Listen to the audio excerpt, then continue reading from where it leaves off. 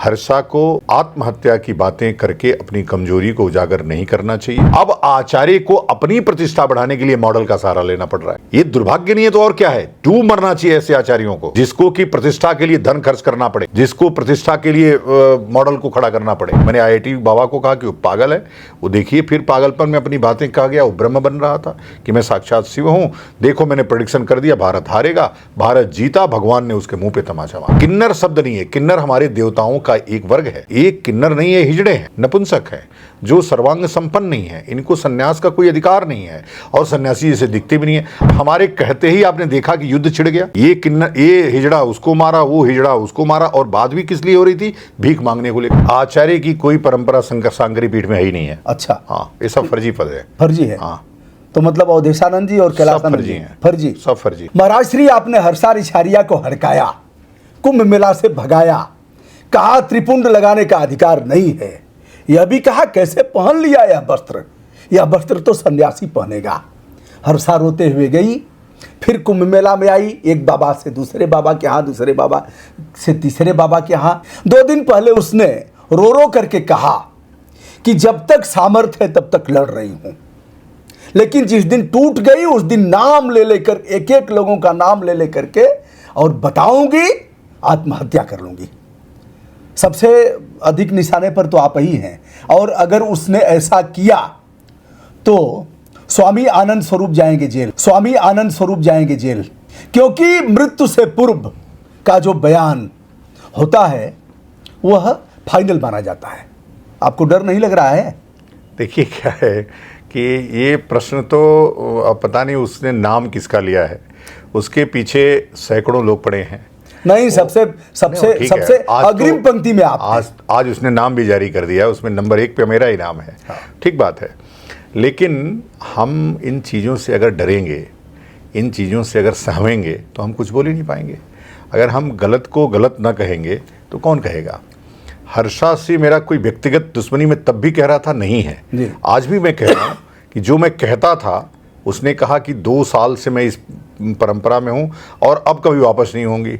फिर वो नेपाल क्यों चली गई, फिर उस वापस क्यों अपनी विधा में लौट गई? तो देखिए क्या है, ये सब ग्लैमर की दुनिया है। उनके अपने तनाव हैं, अपने टेंशन हैं, अपनी बातें हैं। उसके कई लोग, कई बॉयफ्रेंड हैं जिन्होंने तमाम तरह की वीडियोज़ जारी किए हैं। हर्षा को आत्महत्या की बातें करके अपनी कमजोरी को उजागर नहीं करना चाहिए, और हमने उस बयान के बाद कोई ऐसा बयान उसके खिलाफ नहीं दिया जिससे उसको आत्महत्या करना पड़े। हमको बहुत बुरा लगा कि AI वाला वीडियो जारी किया गया। वो पुलिस वाला जो हमारे पास ही रहता था, वो उससे भी शक बढ़ा होगा। वो पुलिस वाला उसके साथ फ़ोटो खिंचवाने गया। वो बगल वाले जो हमारा थाना था, उस थाने का सिपाही था, बगल में ही रहती थी वो हमारे कैलाशानंद जी के यहाँ, तो वो गया, उस फ़ोटो खिंचवा लिया। फ़ोटो को AI ने बना दिया।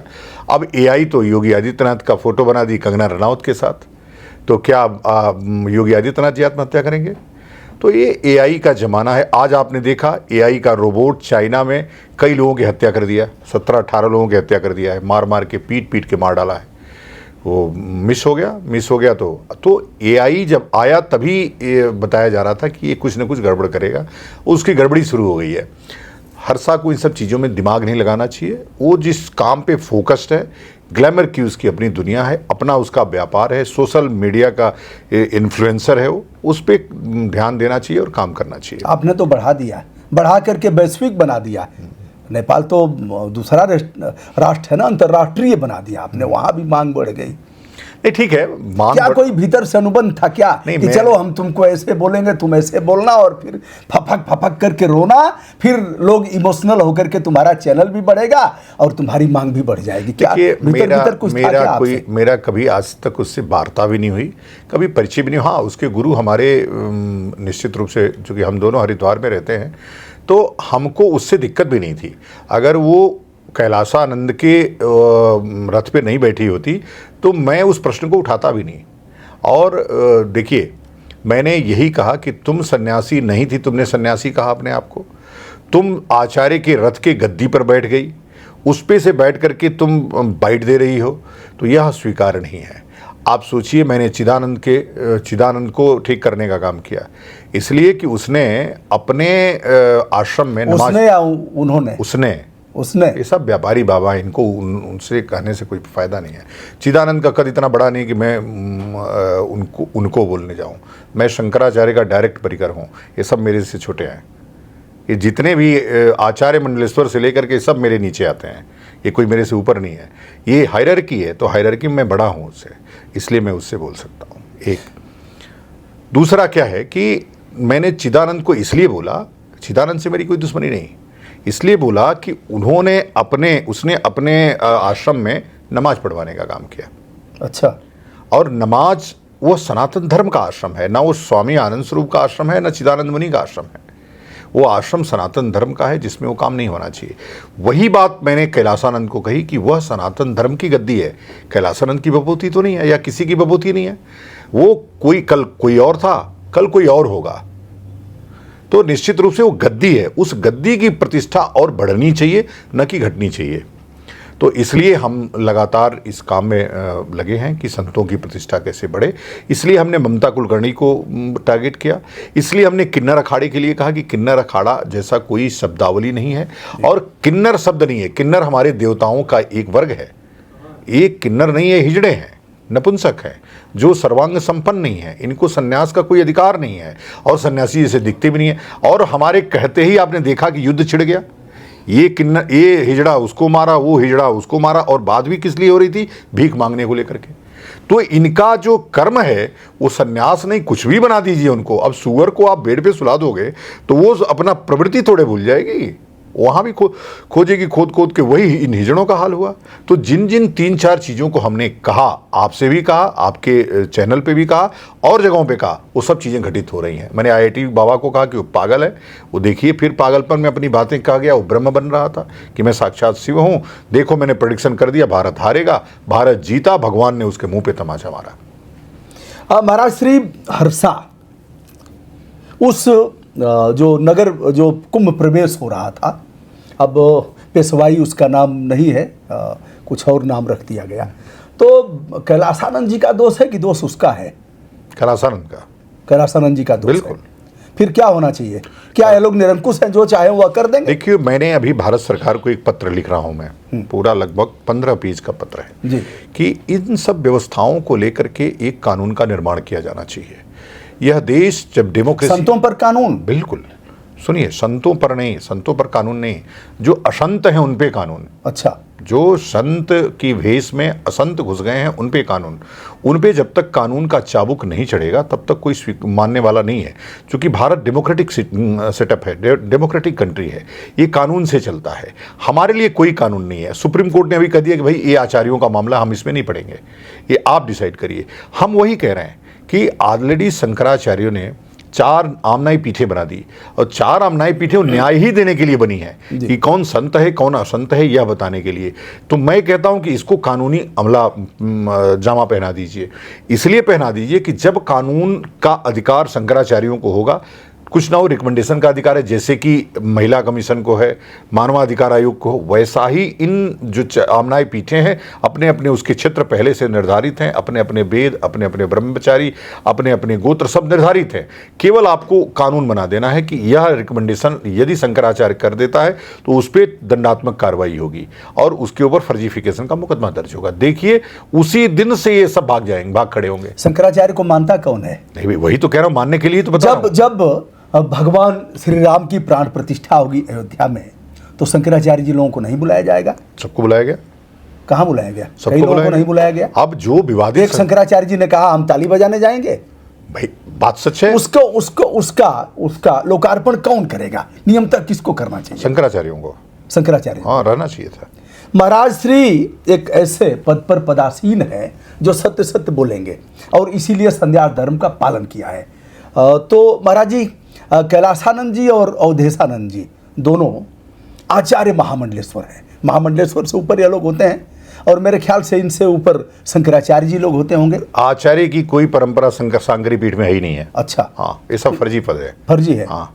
तो मतलब अवधेशानंद जी और कैलासानंद जी फर्जी, सब फर्जी है। भीतर नहीं, मैं जो बात बोल रहा हूं शास्त्र प्रमाणित मठामनाए, कोई भी संस्था होती है उसका एक कानूनी किताब होती है, कंपनी एक्ट में रजिस्टर्ड होती है या तो सोसाइटी एक्ट, ट्रस्ट एक्ट में रजिस्टर्ड होता है। हमारी जो किताब है उसका नाम है मठामनाए, वह किताब है पूरी, और उसमें एक एक चीज लिखा है। प्रेयस मंत्र देने का अधिकार केवल शंकराचार्यों का है। ये जितने सन्यासी घूम रहे हैं सब फर्जी हैं।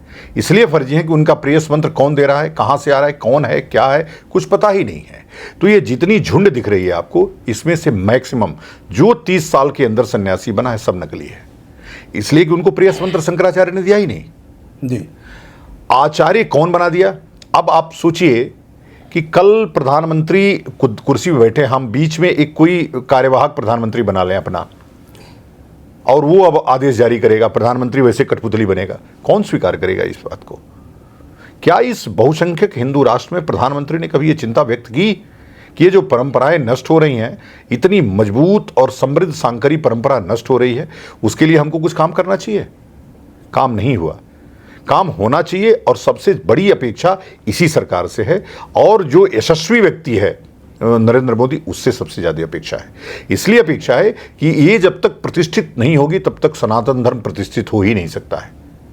आपने कहा ताली बजाने जाएंगे, बात सच थी।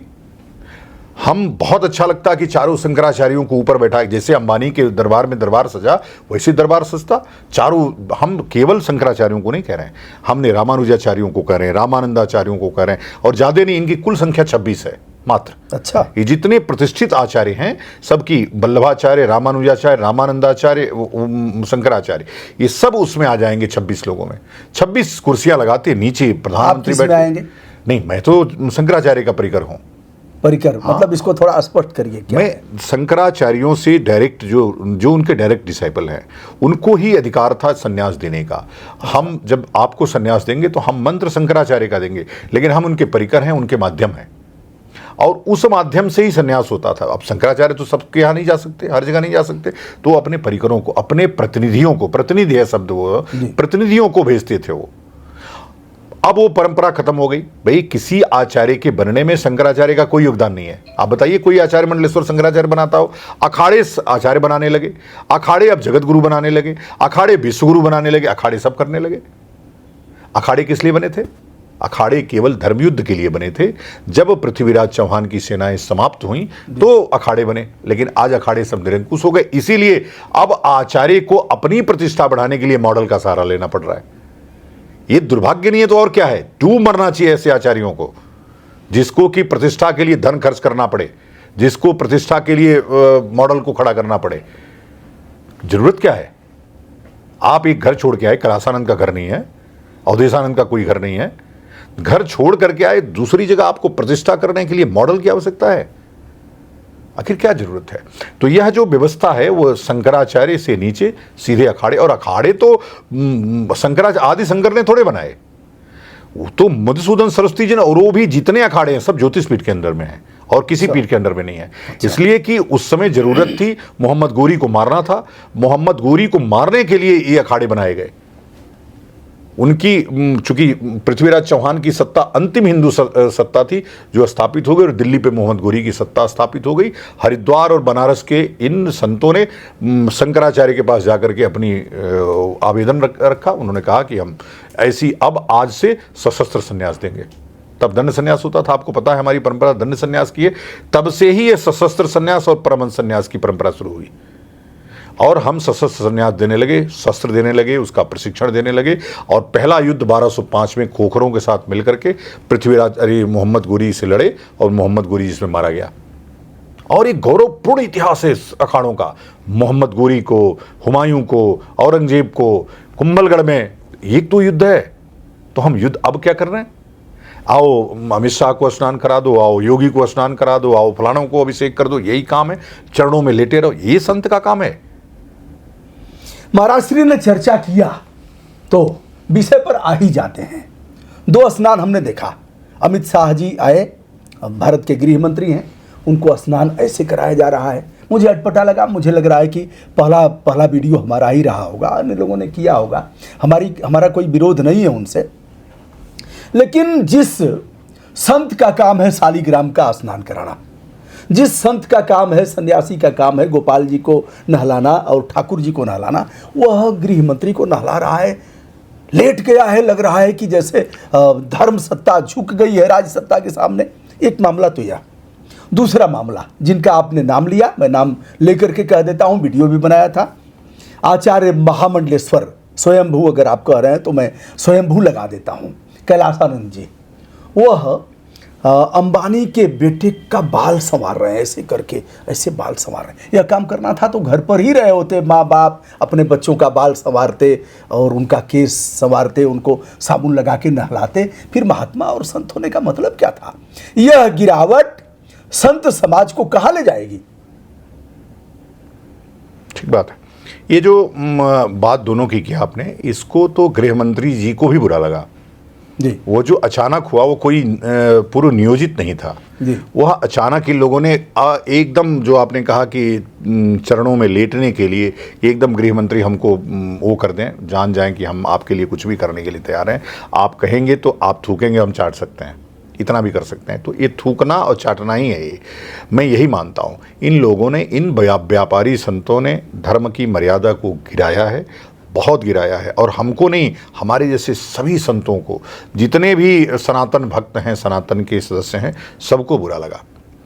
दूसरा, अंबानी का स्नान, तीर्थ पुरोहितों ने विरोध किया। जो चंदन लगाने का काम, जो पूजा कराने का काम तीर्थ पुरोहितों का है, वो काम कैलाशानंद ने किया। तो देखिए, जब आप ऐसे छोटे निकृष्ट व्यक्ति को आसन पे बैठाएंगे तो अपनी निकृष्टता जीवन भर नहीं छोड़ेगा। छोटे और निकृष्ट व्यक्ति को बैठाएंगे तो वो अपनी निकृष्टता और छोटा अपने बैठ गया कि बैठाया? स्वयं पैसा ने, धन ने, पैसा, केवल पैसे ने। तो महामंडलेश्वर हम भी बन सकते हैं, आवेदन करें हम? कल बन जाओगे। अच्छा, बन जा। ममता कुलकर्णी नहीं बन गई? कितना लगेगा? ममता कुलकर्णी नहीं बन गई? कितना लगेगा? ममता कुलकर्णी जहाज से उतरी और सीधे 50 लाख दी और बन गई। बन जाओ, आपको फ्री में बनवा देंगे। अच्छा, और बताओ, फ्री में बनवा देंगे? फ्री में बनवा देंगे। अगले माघ मेला में प्रतापी व्यक्ति को तो फ्री में बना देगा, क्योंकि आपके नाम पे पैसा कमा लेगा अखाड़ा। अच्छा, हाँ, अगले माघ मेला में कि इधर ही जाओ? माघ मेले में नहीं बनता है, साल भर बनता है, 12 महीने। किस अखाड़े का ठीक रहेगा? जिस अखाड़े पे उंगली रख देंगे आप। केवल एक अखाड़ा जो थोड़ा प्रतिष्ठित है, वो है निर्वाणी अखाड़ा, जिसने थोड़ी मर्यादा अभी बचा के रखी है। बाकी जिस अखाड़े में कहोगे उसमें बनवा देंगे। अब तो खड़ा उड़ा हम पर नहीं रहे हैं, कोई ठीक दिक्कत है नहीं गंगा जी के लिए। बनो बनो। महाराज श्री, बात आ गई है गंगा पर। त्रिभुवन तारन आई, भजमन राम चरण सुखदाई।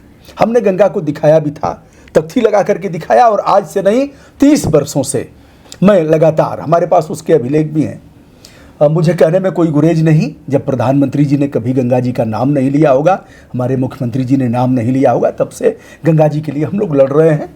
और देवभूमि से लेकर के गंगा सागर तक महाराज जी नाले तो ऐसे ही गिरते रहे। क्या यह नहीं लगता है कि अगला जब कुंभ लगेगा प्रयागराज में, तो गंगा और यमुना का पानी नहीं होगा, पानी कहीं से ले आना होगा? अभी भी जैसे छठ पूजा में जैसे हो रहा है। छठ पूजा में नहीं, हाँ, आपने देखा नहीं उज्जैन में?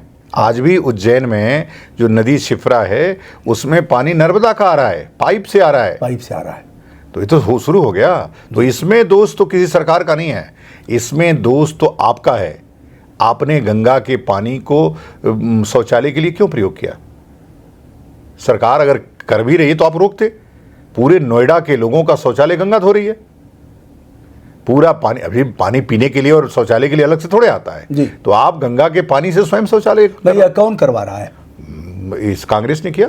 ये पाप तो कांग्रेस ठीक है, उस पाप को इन्होंने क्यों नहीं धोया? आप क्या करेंगे? क्यों नहीं करेंगे? आप क्या कर सकते हैं उसमें? क्यों नहीं करेंगे? सारे मामलों में मानव भाइयों, नेहरू ने, हम उनके विरोधी नहीं, हम उनके सच्चे शुभचिंतक हैं जो सही बात बता रहे हैं। हम उन्हीं के हैं, और हम समालोचक हैं, हम निंदक नहीं हैं। तो अगर सारी चीजें खत्म हो रही हैं तो उसको क्यों नहीं किया? या फिर आप लाचार हैं? उसमें लाचारी हो गई ना। जब एक बार हमने नदी को बना दिया, उस स्वरूप में बना दिया। क्या गंगा नहर की बात आप कर रहे हैं? हाँ, पानी तो उसी से आता है ना। तो अंग्रेजों ने किया था? नहीं, जो पानी नोएडा आया वो अंग्रेजों ने थोड़े किया। अंग्रेजों, देखिए ये बार बार कहना नहीं चाहिए, जो हरिद्वार पैक्ट है उसमें आपको पढ़ना चाहिए। 1915 का जो मालवी और अंग्रेजों का पैक्ट है, उसमें क्या लिखा हुआ है। जब काटले नदी बना रहा था, वो पैक्ट उसके पहले का है, और वो पैक्ट उसी लिए हुआ केवल कि गंगा केवल जो सिंचाई के लिए पानी जाएगा और यह सिंचाई के महीने में ही यहाँ से डाइवर्ट होगी नदी। और जो प्राकृतिक थी तब तो पक्का नहीं था, ना हर की पैड़ी थी, हर की पैड़ी तो मूल नदी में थी। अब देखिए किस तरह से फर्जीफिकेशन करके हर की पैड़ी को भी ला करके सीढ़ियों पे डाल दिया, अब वहाँ ब्रह्मकुंड भी बना दिया, पता नहीं क्या क्या बना दिया। पंडों का भी वही इतिहास है, वैसे ही करते हैं। हमारा कहना था कि नदी को बचाने का महाभारत के नदी पर्वों में पूरा लिखा हुआ है, हमको कुछ करना नहीं है। नदी पर्व में लिखा है वेगा नाम नदी, बेग ही नदी है। जब तक नदी में बेग नहीं होगी तब तक नदी बच ही नहीं सकती है।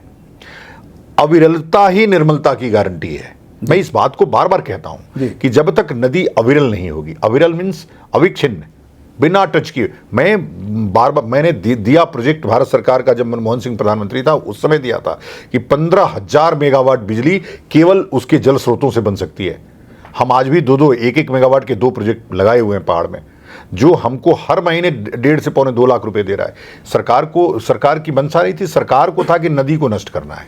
पूरा कांग्रेस गवर्नमेंट पूरी उसी में 500 बांधों में बनाने में, सरकारों का टनल में डालने में लगे। भाई आप जो बात अभी पूछे वो सच है कि अगर उन्होंने बिगाड़ा तो आपने कहां बनाया, आपने कहां बांध को रोका, आपने किस बांध को रोक दिया, नहीं रोका। भाई आज भी ब्लॉग हम पढ़ रहे थे, माननीय प्रधानमंत्री जी का ब्लॉग, बहुत ही हृदयस्पर्शी, बहुत सुंदर ब्लॉग लिखा है उन्होंने। और कुंभ पे इससे बढ़िया ब्लॉग नहीं हो सकता है। एकता कुंभ की बात उन्होंने की। उन्होंने फिर से स्मरण किया कि जब हम गंगा की बात करते हैं और जब हम ये बात कहते हैं कि गंगा ने हमको बुलाया, तो मैं फिर उस ब्लॉग में ही ये प्रश्न उठाता हूं कि जब मां गंगा ने बुलाया तो आपने अविरलता कहां सुनिश्चित किया। तो हम केवल मनमोहन पे प्रश्न नहीं उठाते, हम मोदी पे भी प्रश्न ही उठाते हैं। एनजीबीआरए की मीटिंगें नहीं हुई एक भी। नेशनल फ्लैग को आप उल्टा लटका दीजिए तो आप पे केस हो जाती है। लेकिन नदी को लगातार प्रदूषित, वो भी नेशनल रिवर है, Ganga is a national river 2008 से, लेकिन उस नेशनल रिवर पे आप गंदगी डालते रहिए, कुछ भी करते रहिए। पुराणों में 21 कर्म वर्जित थे, वही कानून लागू कर दीजिए।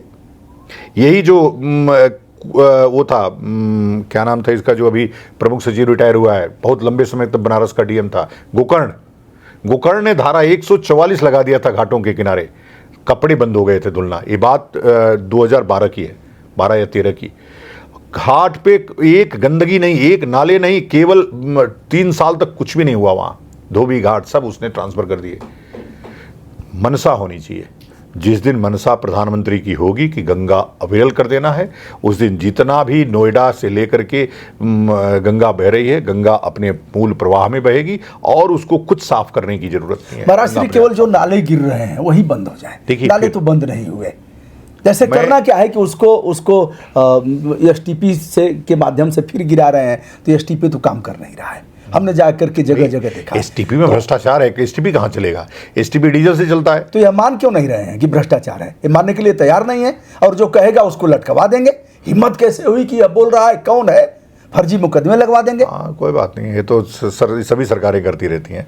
सरकारें सब एक जैसी होती हैं। सरकार कोई व्यक्ति नहीं चलाता, सरकार ब्यूरोक्रेट चलाते हैं, और ब्यूरोक्रेट्स वही होते हैं जो पिछली सरकार में रहते हैं, अगली सरकार में भी वही आ जाते हैं, और जो उसमें भ्रष्टाचार करते हैं वो इसमें भ्रष्टाचार करते हैं, जिसकी आदत ही है। जैसे कुंभ पूरा भ्रष्टाचार के बेट चढ़ा। मतलब ये लोग भी उन्हीं से घिरे हुए हैं जो पहले थे, यानी अखिलेश के समय में जो रहे होंगे, उसके पहले जो रहे होंगे। अखिलेश और योगी से कोई गंगा का मतलब नहीं है। गंगा में नाले बंद करने का काम इसीलिए एनजीबीआरए बना, national river basin, Ganga river basin authority of India, और इसीलिए बना। उसके लिए पूरा प्राधिकरण है जो काम कर रहा है। प्राधिकरण तो दीपक जलाने में लगा हुआ है, उसको नाले बंद करना चाहिए, वो 5,000 करोड़ रुपए का दीपक जला दे रहा है। तो देखिए, जब तक इच्छा शक्ति नहीं होगी, जब तक आपके मन में ये नहीं आएगा कि गंगा हमारी माँ है और उसको माँ की तरह रक्षा करना है, यमुना हमारी माँ है उसको माँ की तरह रक्षा करना है, सरयू हमारी माँ है उसको माँ की तरह, या हम सभी नदियों को माँ के रूप में पूछते हैं जी, सभी नदियों को माँ के रूप में पूछते हैं, तब तक वो गंगा या कोई नदी, सभी नदियों को माँ के रूप में पूछते हैं। और महाराज श्री हैं इस समय लखनऊ में एक नदी है गोमती, और गोमती के किनारे ही मनु और शत्रुपा ने तपस्या किया था। गोमती बहुत पुरानी नदी है। क्या आज के तारीख में किसी माई के लाल की छाती में दम है जो गोमती में स्नान कर ले? माननीय मुख्यमंत्री जी हों, नेता प्रतिपक्ष हों, यहाँ के सांसद राजनाथ सिंह जी हैं और प्रधानमंत्री जी हैं, है किसी में दम जो गोमती में स्नान कर ले? सच बात है। फिर सच बात है तो फिर झूठ क्या है? झूठ यही है कि सरकार नहीं चाहती ना कोई नदी बने। फिर सरकार को नदियों का फिर देखिए, संत क्या करेगा? संत देखो क्या है, संत के पास आप ही बताए ना, हमारे धर्म पीठों के पास तो कोई पावर ही नहीं है ना, तो जो अपने धन से हम काम कर सकते हैं वो कर रहे हैं। जनतांत्रिक पावर है, उससे क्या करेंगे? नहीं, हमको जनतांत्रिक पावर मिल जाएगा तो हम बता देंगे। नहीं, जिस जो दिन मिल पावर गया- है, ठीक है, चिल्लाने से कोई रोका है क्या? नहीं तो कौन चिल्लाने से रोक रहा है? तो मैं तो चिल्ला ही रहा हूँ। लखनऊ में आपने चिल्लाइए, मैं गोमती तो के किनारे मैं आइए, डुबकी पहले लगाया तो जाए। पहले तो जो हमारी उससे ज्यादा पवित्र नदी है गंगा, उसको तो ठीक किया जाए। अरे गोमती, पहले तो- आप लखनऊ में है ना, नहीं, तो वही गोमती के लिए लखनऊ में चिल्ला तो- के जाइए। लखनऊ में एक दिन प्रवाह, और निश्चित रूप से देखिए ये नदी छोटी है, इससे योगी जी को चाहिए कि यमुना पे बात करना बंद करें और गोमती पे बात करें। गोमती की अविरलता भी सुनिश्चित होनी चाहिए, और गंगा की सबसे बड़ी सहायक नदियों में से एक है गोमती, वह अगर स्वच्छ रहेगी तो गंगा भी स्वच्छ रहेगी। और महाराज श्री गोमती ऐसे स्थान से निकली है, और नैमिषारण्य होते हुए हम लोग उपसंहार करते हैं, नैमिषारण्य से होते हुए जो एक महान तीर्थ है, और फिर गंगा में ऐसे स्थान पर मिलती है मार्कंडे महादेव धाम पर, जहाँ से यमराज भी वापस हो गए थे। तो इसकी महत्ता तो बहुत है, निश्चित रूप से। तो आह्वान करेंगे नहाने का। मैं कहता हूं कि गोमत ताल से निकलने वाली गोमती जब आपके मार्कंडे महादेव, गाजीपुर के मार्कंडे महादेव में जहां प्रवाहित हो रही है, जहां मिल रही है, वह बहुत पवित्र स्थल है, बहुत पवित्र नदी है। और इस नदी को, इस नदी क्या, इसको तमसा को, जहां भगवान राम समय गुजारे हैं, प्रथम बार तमसा भयो दूसर सुरसर, सब नदियों को प्रवाहित होना चाहिए। नदी को माँ का दर्जा गाय से भी बढ़कर के मैं देना चाहता हूँ, क्योंकि वह जीवन दे रही है। जिस प्रकार से गाय जीवन देती है, उसी प्रकार से नदियाँ जीवन देती हैं। और भारत में अटल जी कहते थे कि भारत का कंकर कंकर शंकर है, भारत का बिंदु बिंदु गंगा जल है। यह संकल्प लेना चाहिए कि इस भारत का बिंदु बिंदु गंगा जल है, हम जिएंगे इसके लिए, हम मरेंगे इसके लिए। मोदी अटल जी के शिष्य हैं, और अटल जी की उन पंक्तियों को ध्यान रख करके इस शंकर को भी बचाएं और नदियों को भी बचाएं। मोदी शिष्य है। हाँ, अटल जी के। किसके शिष्य है? अटल जी के। किसी के शिष्य नहीं। वो कहते हैं कि हमारे गुरु प्रधान, अगर कल वह संन्यास धारण करते हैं, हाँ, तो उनका स्थान कहाँ होगा? किसका? और संन्यास अब चूंकि उन्हीं का अनुकरण सभी करते तो हैं, सन्यासी से पतित फीता होगा। हुआ काट रहे हैं, तो उनका स्थान जैसे शंकराचार्य लोगों से ऊपर होगा कि नीचे होगा? कोई नया पद सृजित किया जाएगा? संन्यास तो आज नहीं कल धारण करेंगे वह। हाँ, तो अच्छी बात है, संन्यास धारण करना चाहिए। आकर के उनका तमाम कौन लोग- सा पद क्रिएट करेंगे आप लोग? अब देखा जाएगा जिस योग्य रहेंगे। अब जो ये तो तय करने वाले हमसे बहुत बड़े लोग हैं। मैं तो परिकर हूँ, मैं बता ही दिया आपको, मैं तो प्रतिनिधि हूँ केवल। तो दोस्तों, हम हैं स्वामी आनंद स्वरूप जी के साथ, जो काली सेना के अध्यक्ष है, और जिनका वीडियो हमने पहले भी किया था। स्वामी जी नदियों के लिए प्राणपण से सचेष्ट होंगे, आर पार की लड़ाई लड़ेंगे, संत का जो धर्म होता है उसका निर्वाह करेंगे। जब तक जीवन है तब तक नदियों के लिए आवाज उठाएंगे। यस, ये तो कर ही रहा हूं मैं, हमारा काम ही यही है कि दांत रंग देंगे। हमारा तो सन्यास ही केवल गंगा के लिए हुआ। दांत रंग देंगे। अब ये दांत नहीं, समय दबंग बताएगा। संत है आप समय बताएगा। आप दबंग संत देखो है। क्या है, दांत में किसका रंग दूं? सब तो अपने ही। अर्जुन की स्थिति हम लोगों की है, बाण किस पे चलाया जाए, तो सब अपने हैं। और निश्चित रूप से माँ गंगा ही जिसको बुलाई है उसको सद्बुद्धि देगी, और सद्बुद्धि देगी तो निश्चित रूप से नदियों के संकल्प का, नदियों के प्रवाहमान का, नदियों की अविरलता का संकल्प लेंगे और वो ठीक होगी। स्वामी जी का बहुत बहुत आभार। माँ गंगा ने जिसको बुलाया और 10 वर्षों बाद माँ गंगा ने जिसे गोद ले लिया, उससे ज़्यादा अपेक्षाएं हैं, और समय समय पर जनतांत्रिक हथौड़ा बजाते रहेंगे। स्वामी जी, ढेर सारी शुभकामनाएं, आपने समय दिया, सादर प्रणाम। जी नारायण।